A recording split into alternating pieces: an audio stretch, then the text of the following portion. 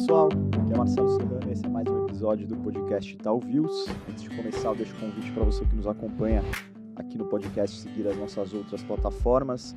A gente tem colocado vários conteúdos complementares aos episódios no Instagram e todos os relatórios aqui do Research da nossa área macro ficam disponíveis no nosso canal do Telegram. Bom, hoje a gente tem mais um episódio da série Sell Side by Side que traz a soma aí das análises do nosso time de research e de algumas das principais gestoras do país. E nesse episódio a gente fala sobre o setor de utilities. A ideia aqui é entender as perspectivas para os segmentos de geração, transmissão e distribuição de energia, além de saneamento. E a gente vai comentar ações que devem se destacar nesses setores, se o setor como um todo é uma boa aposta aí para o ano, entre outros tópicos que são importantes. E para colaborar com essa discussão de hoje, a gente conta com as participações do Marcelo Sá, que é analista de utilities aqui no Research do Itaú BBA, e o Matheus Amorim, que é analista de ações e sócio na Nave Capital. Matheus, Marcelo, tudo bem? Tudo bom? Tudo bem, Marcelo? Beleza, obrigado aí pela presença de vocês. Marcelo, a gente acabou de realizar o Utilities Day, que contou com a presença aí de 10 empresas, aproximadamente, quase 140 investidores, que é um número bem expressivo. Para começar, eu queria te perguntar, os investidores estão animados com o setor e quais foram os principais tópicos abordados aí ao longo das conversas? Não, perfeito. Acho que foram 2 dias intensos de reuniões com CEOs e CFOs de empresas super relevantes. Eu acho que a demanda pelo evento mostra que existe bastante interesse no setor. Então, acho que a gente discutiu vários tópicos relevantes, eu vou falar alguns que são bem importantes. Então, acho que algo que está todo mundo acompanhando são esses eventos climáticos extremos, né, com chuvas fortes e falta de luz que tem acontecido em todo o Brasil, né? E a gente discutiu especificamente algumas regiões onde isso foi mais intenso. E quando tem essas tempestades muito fortes, você tem queda de árvore que termina derrubando a rede elétrica e gerando aí indisponibilidade. Isso gera um desafio muito grande para as companhias que precisam restabelecer o serviço e gera também uma pressão muito grande para os políticos, né? Porque a população está reclamando da qualidade do serviço e as empresas têm que trabalhar para endereçar isso. E junto a toda essa questão, existe um processo de renovação de concessão em que isso termina atrapalhando porque passa a virar uma discussão muito politizada, né? Então, eles explicaram todos esses desafios. Equatorial e CPFL, por exemplo, comentaram em mais detalhes o que está acontecendo no Rio Grande do Sul e o que as empresas estão fazendo para poder endereçar isso e o que pode ser feito olhando para frente para evitar situações como essa, mas vai ser praticamente impossível você resolver totalmente, porque são eventos extremos que estão acontecendo, né? Então, acho que esse é um ponto bem relevante. Sobre renovação de concessão, eu acho que esse é um risco que tá aí no radar do setor de distribuição de energia. Parecia que isso estava endereçado, a gente ia ter os termos finais sendo divulgados em dezembro, terminou sendo postergado, e agora o desafio aqui é tentar ter uma discussão racional e não uma discussão politizada, para que a gente tenha um outcome que seja positivo e justo para todo mundo. Então, acho que esse foi um tema bem discutido na reunião. Discutimos também perspectiva para preço de energia, reservatório, que isso vem mudando, né? Os preços de energia vêm subindo e as razões para isso a gente discutiu também. Falamos de perspectivas de crescimento e outros assuntos também. Legal. Mergulhando um pouco agora nos segmentos, Matheus, como você resumiria o momento para as empresas de distribuição, transmissão e geração de energia? Então, a gente está passando por um momento muito volátil, principalmente em geração e em distribuição, né? Distribuição de energia, a gente teve um movimento ali importante de uma série de aquisições nos últimos anos, né? E aí, com isso existem movimentos de turnaround das empresas, né? Melhoras operacionais, financeiras. Então, é um momento que tem essas melhoras de indicadores, junto com o El Niño, que traz um volume bom para as empresas, né, em termos de carga, só que, por outro lado, ele traz esses eventos meteorológicos que acabam afetando muito a qualidade e trazem uma questão muito relevante em termos de fato, interrupção de fornecimento de energia. Então, junto com isso, você está num dos momentos mais importantes do setor, que é, de fato, a renovação das concessões. Então, você tem esse momento bom ali de crescimento de carga, de melhora dos indicadores, queda de inadimplência. Só que, por outro lado, você tem essa discussão de renovação de distribuição, que é um ponto muito importante para a visibilidade futura do setor e também, assim, muda completamente a forma que uma empresa tem de uma concessão que falta 4, 5 anos para expirar, como que ela vai trabalhar nos últimos 4, 5 anos. Né? Faz toda a diferença. Em geração, a gente tem visto, ao longo dos últimos 5, 6 anos, uma sequência de euforia e assim, decepção. Né? Quando chove pouco e você tem os reservatórios caindo a nível baixo, o preço de energia sobe, todo mundo se anima, todo mundo bota projeto na rua. E aí agora, nos últimos 12 a 18 meses, você teve o contrário. Né? Então, assim, choveu bastante, o preço de energia caiu, todo mundo achando que o preço vai ser baixo durante muitos anos. E aí agora, desde o terceiro para o quarto mês do ano passado, esse cenário virou ao contrário. Então, assim, está todo mundo tentando entender o que é um cenário ali de cruzeiro normalizado para o setor, dado toda essa discussão que você tem em termos de carga, em termos de renovável, intermitência na rede, em termos de você ter discussões do projeto de lei das eólicas offshore, que potencialmente vai trazer térmica, renovação de contrato. Então, tudo isso daí cria um momento de indefinição muito grande também em geração. Então, o setor está passando por esse momento de indefinição, onde a foto final vai ser muito importante para você manter investimentos no setor e manter a atratividade até para a alocação do investidor. E em transmissão, que sempre foi um setor muito estável, você está tendo agora um movimento de crescimento muito relevante. Então, está tendo muitos leilões de transmissão que o governo precisa, vai precisar cada vez mais. E isso está trazendo muito investimento para o setor. Onde, obviamente, agora é o momento de euforia, depois é o momento do vamos ver se acontece de fato. Né? Que vai ser de botar essas linhas de transmissão em operação. Então, eu dividiria, assim, nesses momentos, geração e distribuição mais nessa questão dessa volatilidade regulatória, institucional e até mesmo de preço, e transmissão em uma sequência de crescimento. Legal. Na primeira resposta, o Marcelo comentou que preço de energia foi algo bem discutido. Você contextualizou um pouquinho na tua última resposta. Mas, aproveitando, eu queria perguntar qual a tua visão, então, para preço de energia, se a gente projetar aí os próximos anos. Sim. O que a gente vê é que, hoje em dia, o preço para você colocar uma geração de energia, o megawatt marginal, ele tem crescido muito. E todas as discussões são de aumento. Então, por exemplo, quando a gente olha para o megawatt marginal de renovável, que é de fato a mais barata, no Brasil você está discutindo algo de R$230, R$250 ali o projeto médio, não o melhor projeto de todos, nem o pior projeto. Enquanto isso, o preço de energia, considerando o renovável, ele está ali perto dos 170, 180. Então, assim, na lógica setorial, deveria subir.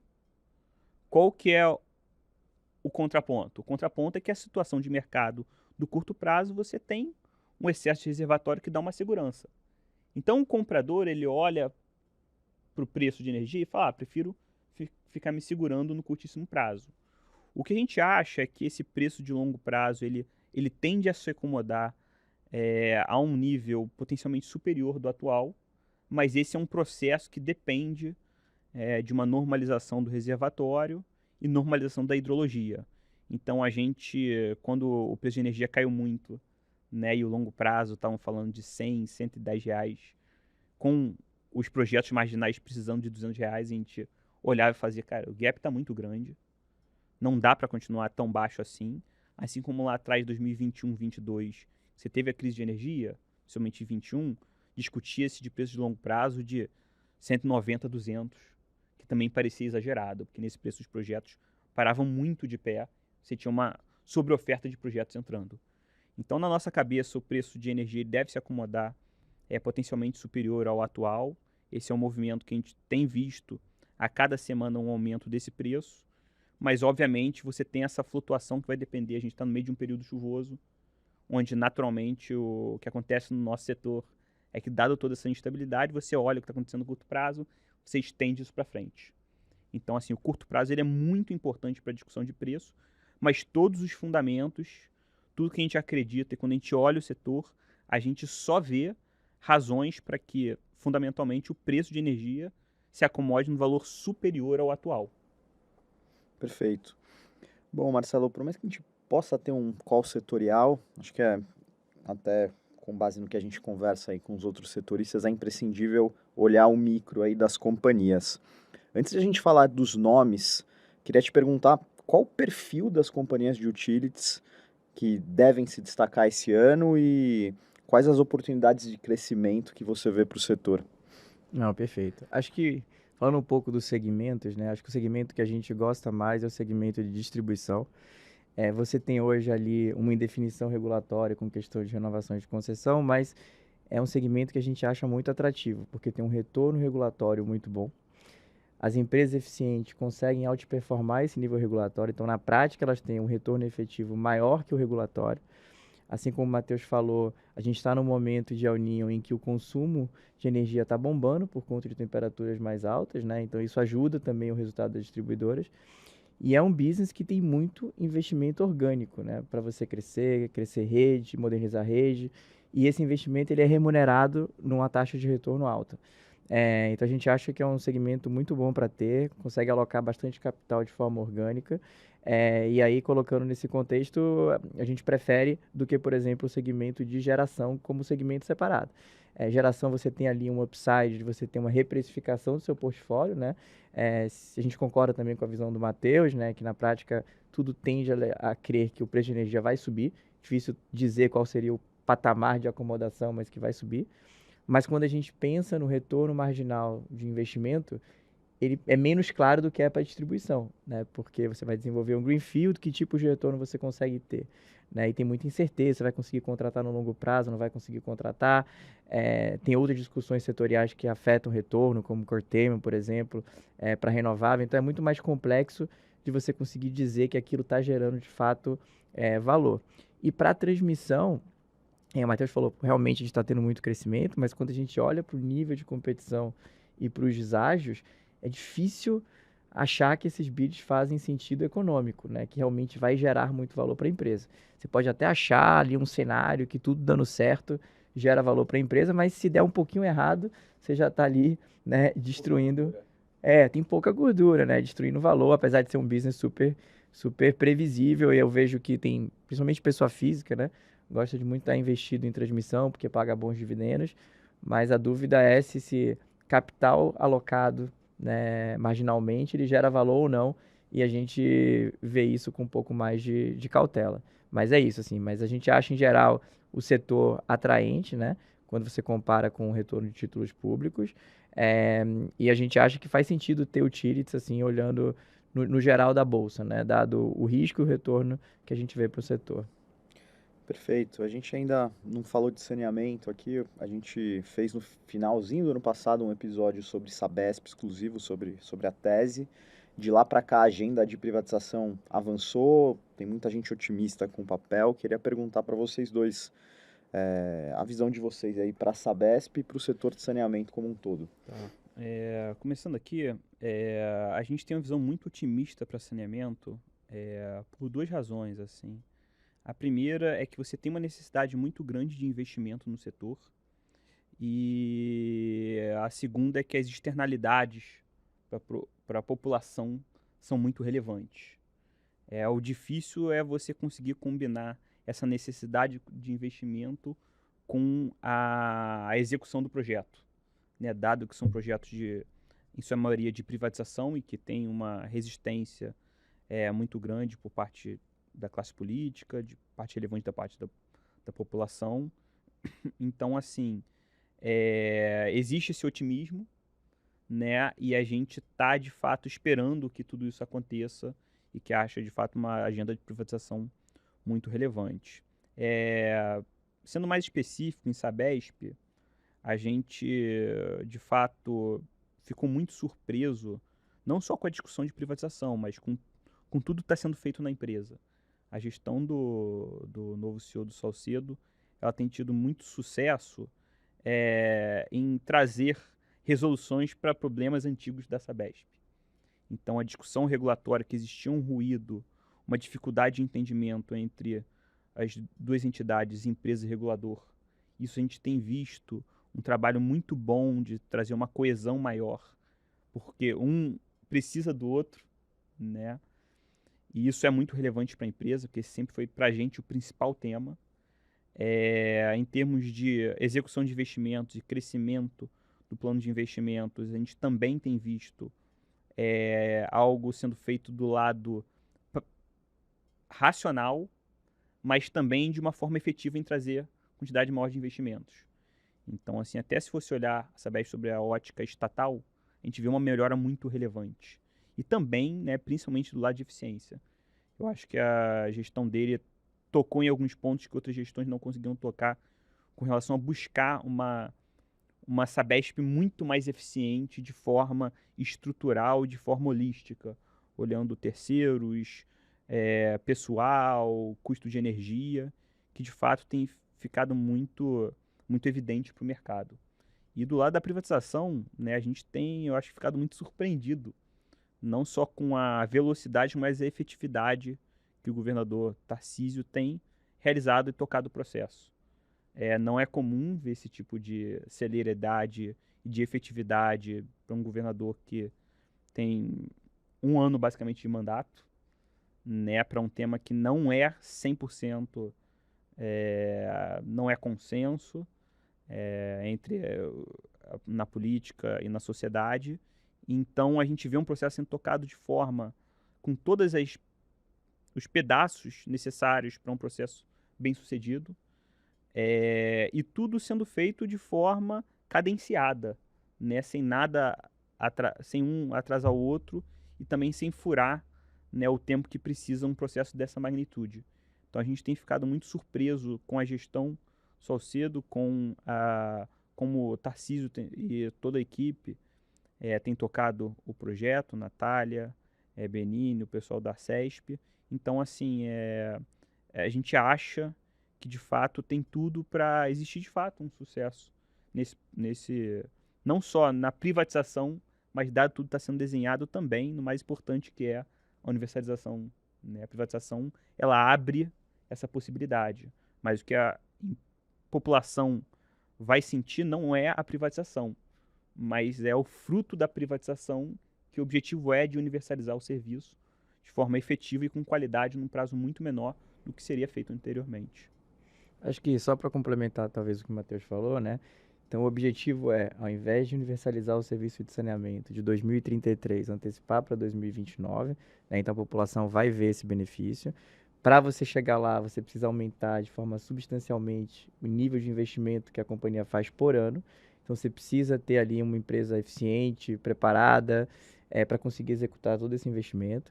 O governo quer trazer um investidor estratégico que tem expertise para garantir que isso acontece, né? Então esse seria o ideal da oferta, você conseguir atrair um investidor de referência que vai aí liderar a companhia para conseguir executar todo esse capex e garantir que isso no final do dia termina sendo um sucesso. A gente acha que a questão regulatória, como o Matheus falou, que é super importante, está sendo bem interessada. Se, de acordo com as conversas que a gente está tendo, os termos finais forem em linha com o que a gente está ouvindo, seriam muito positivos e eu acho que vai atrair sim bastante interesse, com incentivo claro à melhoria de eficiência, né, com compartilhamento para a população também desses ganhos, que eu acho que é o modelo correto, é o modelo que funcionou no setor elétrico, né? Então acho que isso está caminhando super bem.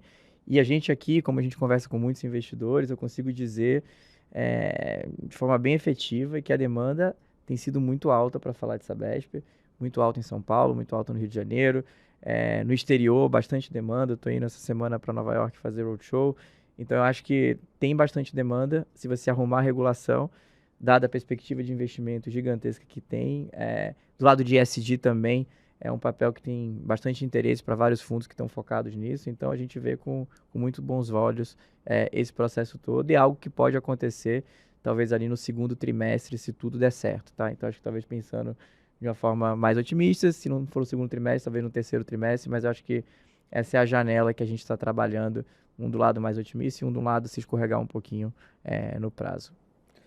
Boa. Você comentou anteriormente, Marcelo, que o setor de utilities está muito atrativo se a gente compara com outros setores da Bolsa, Mas eu queria propor uma comparação com a renda fixa, né? Muita gente faz isso por conta do fluxo de caixa futuro mais previsível dessas companhias. Então, se a gente equiparar o potencial retorno implícito dessas ações com o retorno de títulos públicos, por exemplo, a gente tem upside. Como é que a gente compararia isso na visão de vocês dois? Pode ser. O que a gente tem visto no setor é, de fato, uma atratividade no sentido de conta, né? A gente, quando faz a conta das empresas, a gente vê um prêmio relevante acima do histórico frente aos títulos públicos. Cada empresa, obviamente, tem o seu risco. E o que acontece é que alguns riscos a gente vê eles sendo reduzidos, né? Por exemplo, a discussão do preço de energia é um risco muito importante para as geradoras. E com essa volta do preço de energia, a gente tem visto as ações performando. Só que ao mesmo tempo a variável, que é o preço de energia, também subiu. Então a gordura, por mais que a ação ande, ela se mantém. Então a gente tem visto o setor de geração com essa melhora e as ações ainda com prêmio. Em distribuição específico, eu acho que é onde a gente encontra hoje o maior prêmio frente aos títulos públicos. Um ponto que acaba, obviamente, atrapalhando um pouco na ótica de quem olha o dividendo é que as empresas têm que investir muito. Toda essa discussão de melhora de qualidade, de você entregar um serviço melhor para a população, das empresas estarem tendo um aumento até de carga muito acima do que todo mundo esperava, isso tem aumentado cada vez mais os planos de investimento das empresas. Então, para um investidor que olha médio ou longo prazo, entende que é um bom retorno, ele vê muita atratividade. Só que para um investidor que busca dividendo, hoje em dia a gente não vê o setor de distribuição como um play de dividendo. A gente vê como um play de reinvestimento. E no mercado, esses plays estão sendo mais penalizados. Então, por isso, talvez, que esteja tendo essa gordura, e a gente vê um movimento ali muito importante em termos, por algumas empresas, de oportunidade de crescimento. Né? Algumas empresas, como a Equatorial, por exemplo, a gente sabe que existe uma agenda muito grande de privatização de saneamento. A empresa já se posicionou, entrou em uma concessão no Amapá. Existe também uma discussão muito grande do que vai acontecer com as distribuidoras que têm tido problemas financeiros, né? Quando a gente fala principalmente Rio de Janeiro e Amazonas, são onde mais tem onde a gente mais vê isso acontecendo. E existe um player, obviamente, que já botou um ativo à venda, tirou esse ativo da venda e tem, todo mundo comenta que de fato pode ser um vendedor. Então a gente vê ali uma avenida de geração de valor com M&As muito relevante para o setor de distribuição. E a gente, obviamente, gosta dessa geração de valor, principalmente nos players que historicamente têm conseguido ter sucesso em aquisições. E aí, eu acho que só para adicionar, tentando colocar um pouco de número, a gente vê empresas muito boas, por exemplo, distribuição, negociando numa tira implícita entre 10% e 12%. Quando a gente compara com 6%, mais ou menos, de um título público, né? Então, tem um spread, como o Matheus falou, muito grande para esse tipo de papel. No passado, empresas muito boas tradeavam a 8, 7, antes do Covid, né? Então, eu acho que em algum momento pode ser que esse spread volte a ser em linha com o spread histórico, né? Então, tem aí um upside grande se isso de fato acontecer. Perfeito. Matheus, uma tese que a gente já falou bastante aqui, inclusive fez um episódio exclusivo também há algum tempo, é a Eletrobras. Então, eu queria aproveitar aí a tua presença e perguntar um pouco como você está vendo o papel. Então, a Eletrobras ela passou por um período de acomodação que foi, de fato, para a empresa muito difícil, desde a privatização, que logo em seguida entrou uma eleição, né? E a Eletrobras é uma empresa que foi muito relevante, ainda é muito relevante na economia do país e no setor, né? Em termos de tudo que ela fez, em termos de desenvolver o setor elétrico brasileiro. Foi uma empresa que teve uma série de questões políticas mais complicadas, né, de investigação. E pós-privatização, e entrada de um novo governo, você teve um período de acomodação de como funciona essa empresa que sempre foi estatal, que a gente sempre teve como estatal, agora como privada. E a gente tem visto, de fato, que esse período de acomodação, ele chegou num dia D, quase, que é, de fato, essa negociação que está tendo na Câmara de Arbitragem, né, que foi um processo iniciado pelo STF, de resolução dessa disputa do poder de voto entre o governo e, de fato, a Eletrobras. E a gente olha como esse o ponto que vai resolver essa discussão do lado de governança, que é um dos pontos que mais assustou investidores ao longo de 2022 e 2023. E o ponto para a gente que era o que faltava em toda essa equação de Eletrobras, além dessa discussão de governança, era o preço de energia. É uma empresa que precisa colocar muita energia à venda, né, no futuro, dado o processo de descotização, que ela passa a poder negociar no mercado essa energia, e existia muita dúvida sobre a que preço seria negociado.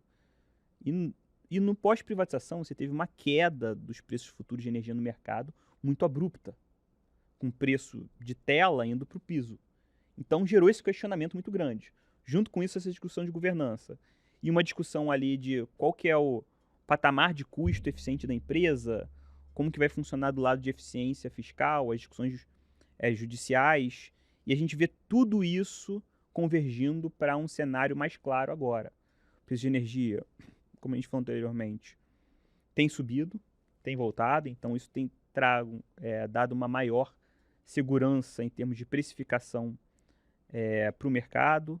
Essa discussão com o governo federal, que a gente acha uma discussão justa, né, no sentido de que a discussão não é o problema, né? O problema é, de fato, você fazer um movimento que tire a previsibilidade, a insegurança e a segurança que o investidor precisa, que foi o que trouxe, de fato, todo o volume para a oferta de Eletrobras.